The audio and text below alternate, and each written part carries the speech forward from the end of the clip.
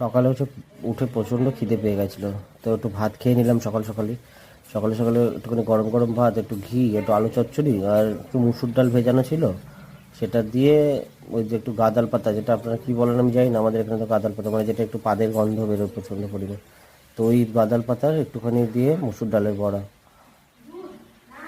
অসাধারণ। এই সব কিছু দিয়ে একটুখানি খেলাম, যা লাগলো খেতে, অসাধারণ। ভাত তো খেয়েই যাচ্ছিলাম, শেষ আর হয় না।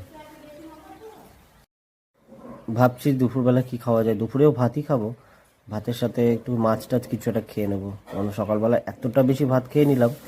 এখন প্রথম কথা, এত সুন্দর আমার ঘরে বানানো ঘিয়ের গন্ধেই তো অর্ধেক ভাত খাওয়া হয়ে যায়, তার মধ্যে আজকে মসুর ডাল দিয়ে গাজর পাতা বাটার যে বড়াটা হয়েছে, ওটা তো আরও বেশি টেস্টি।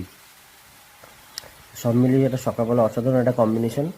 তবে যেটা বলার সেটা হচ্ছে, যদি আপনারা এই ঘরে বানানো ঘি পেতে চান বা নিতে চান, তাহলে প্লিজ আমার সাথে যোগাযোগ করতে পারেন।